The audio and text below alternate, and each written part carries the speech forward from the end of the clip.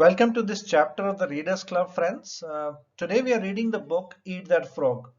In this section, we will share a quick summary about the book and the key takeaway from one of the best management books, Eat That Frog. Now, this book has sold over 500,000 copies and been translated into 23 different languages. And people across the world have transformed their lives because of the simple and practical ideas in this book. So when you buy Eat That Frog, you will learn the keys to successful time management, which will help you relieve the stress in your life and enable you to have more free time for yourself. So there are 21 great ways to stop procrastination, and that's what the major focus of the book is. This will help you improvise your organization skills and also get done in less time. So no more excuses, no more procrastinating, and the focus is on accomplishing high value tasks every day. So let's look at the book in a quick synopsis. What is this book all about? A lot of times we struggle with our task and time. There are people who, from all areas of life, who have never enough time for anything that they want to do. Sometimes urgent works, personal responsibilities, works, projects, you know, piles and piles of books, yet to be finished reading. All this happens on a day-to-day basis. And what this book is helping us is to get more control of our time and life only by simply making some amendments in the way we think and work. So it's all about getting control of doing things which are absolutely more important as compared to doing everything.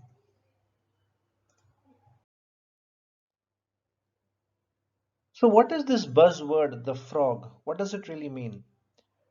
Mark Twain said, if the first thing you do each morning is eat a live frog, you can go through the day with the satisfaction of knowing that is the worst thing that is going to happen to you all day long. The frog here is used as a metaphor for the one task that you will definitely procrastinate. And there are rules about this. The first one is, if you have to eat two frogs, eat the ugliest one first. What it means is, if you have two tasks that you will procrastinate for sure, they look really hard to you, focus on the toughest one first. A lot of times we start with the easier task and then we eventually go to the difficult ones. In this book, it talks about focusing on the hardest or the difficult task first. The second one will look or seem easier. And the second rule about frog eating is, if you have to eat a live frog at all, it doesn't pay to sit and look at it for very long. Very simple. It's about taking action now. So if you know there is a task that you have to do, if it's a priority, you better get working on the task instead of waiting for the time to be right.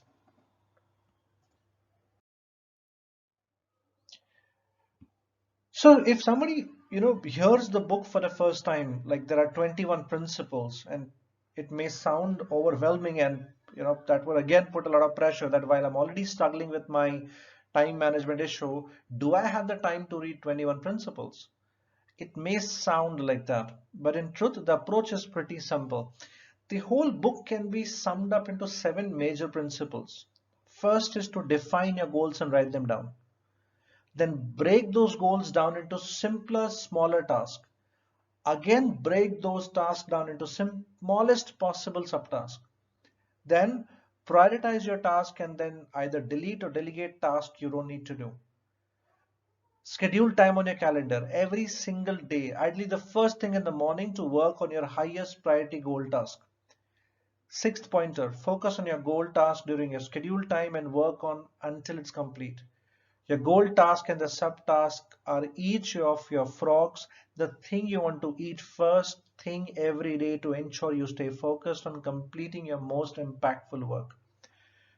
So throughout the book, Brian Tracy talks about these 7 major areas, and he comes back to one of these topics time and again throughout every chapter that he talks about.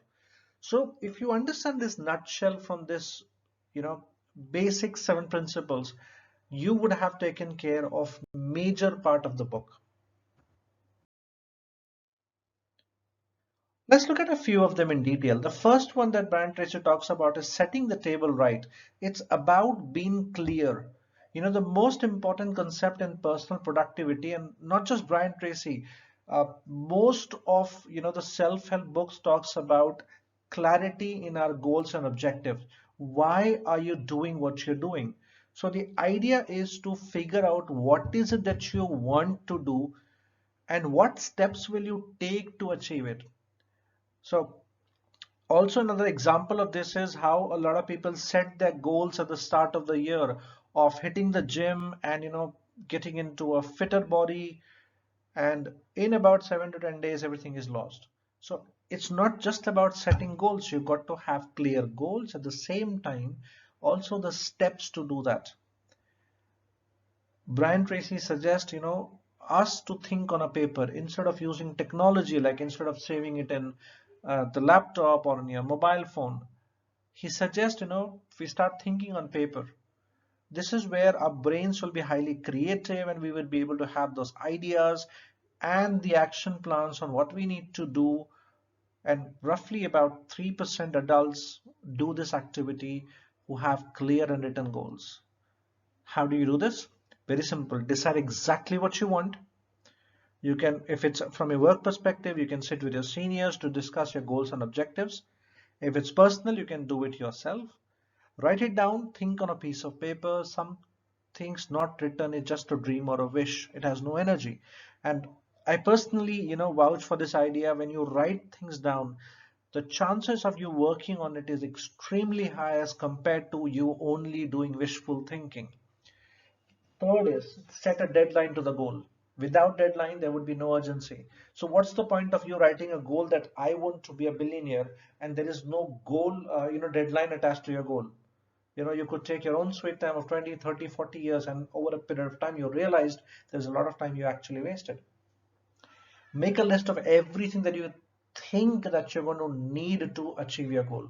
So build a list of activities, all the task objectives, every prop that is required. Then organize the list into plan. Organize in terms of priority and sequence. Take action immediately. You know, Going beyond the book as well, going outside the book. Tony Robbins, one of the most sorted speaker in the industry, focuses on one major area, that if you have decided to do something, take an action immediately. It sets the momentum for you. So whether you're writing a book, whether you're focusing on developing a new skill sets, whether you're looking to you know set a goal for finances or your health, take immediate action. And then commitment is required, so resolve to do something every single day that helps you move towards your major goal. Let's look at all the 21 ways of managing the task and time, which is mentioned in the book. The first, of course, talks about defining your goals clearly and writing them down. Then create plans for what you will work on. Focus on your 20% task, which is the Pareto's principle. As most of you would be aware, the Pareto's principle talks about the 80-20 principle, where 80% of your results will come from 20% of your efforts. That's a beautiful, a lesson that is shared in the book. Then think long term to make better short term decisions. Procrastinate on purpose. So yes, we will procrastinate over a period of time, and all of us procrastinate. Brian Tracy talks about procrastinating on purpose. So anyways you're going to procrastinate on the low value task. This will give you an option of working on your high value task. Use the ABCDE method. This is one of my personal favorites as well. We'll discuss that in the next few minutes. Understand exactly what work you're accountable for. When it's time for you to work. Your 3 most important tasks.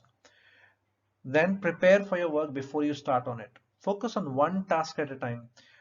This is a must read for anybody who thinks they are really good at multitasking or they believe in multitasking. Brian Tracy elaborates on an element where multitasking can actually put a lot of stress on us. Also, at the same time, we may have a high chances of failing at all the tasks that we are handling simultaneously. So that's one area. Then develop your skill sets, use your strength, identify the things that are holding you back, find your motivation, make the most of your energy levels, be an optimist, don't let technology distract you. Break your task down into smallest possible components, schedule time on your calendar for eating your frogs, find your flow, and work on a task until it's complete. So if I were to just summarize the whole thing again, define your goals and write them down. Break those goals down into tasks. Break those tasks down into smallest possible subtasks. Prioritize your task and delegate or delete the tasks that you don't need to. Schedule time on your calendars every single day and focus on your goal task during a scheduled time and work on it until it's complete. An element that I want to focus here, the ABCD method. How does it really help? What Brian Tracy talks about is make a list of all the tasks that you're doing in a day and give them numbers. For example, rank them in the order of priority, where A would be your highest priority task, B would be your second highest, and so on and so forth. What he says is don't focus on task B unless you tick the task A, right? So finish off what your task A first before you even move to task B or C or D for that matter. And if you have multiple, tasks that would fit in A category, write them as A1, A2, A3, B1, B2, B3, B4, etc., etc. And then focus on A1 first. Finish A1, move to A2. Finish A2, move to A3, and then you think of going to B. Do not attempt, to focus on task C or D it is until the A task is completed. So this is the whole idea, and I think this was one of the best lessons that I could take away from the book. Yes, it's a beautiful book to read and apply. The strategy shared in the book talks primarily about setting goals and sub-tasks for each of your frogs, the things that we want to do but we delay for something else. So this is the essence of Eat That Frog, and all the principles are designed to, to look at how you can avoid negative thinking, avoid technology interruptions, poor planning, lack of clarity, etc. So make a decision now to focus on your high value task and practice these principles every day till they become second nature to you. Brian Tracy says, with these habits of personal management as a permanent part of your personality, your future success will be unlimited. So we highly recommend this book to each one of you. And if you think you're struggling in areas of your life to finish projects or just overwhelmed with too much of work, we would recommend spare some time, spare a weekend, read this book, note down the principles, and focus on spending your time on high value tasks. The Pareto's principle is one of the core lessons from this book. 20% of your efforts will bring in 80% of the result. So focus on your high value task. We enjoyed reading the book. We enjoyed reading the book to you today. We hope you pick up the book from Amazon or your nearest local bookstore as well. Grab the book today, read it, and do let us know principles or strategies that is from this book that you have applied in your life and how has this benefited you. We thank you so much for your time. We look forward to see you again. Please note, every weekend, every Saturday 7 p.m. the Readers Club goes live with the book of the week.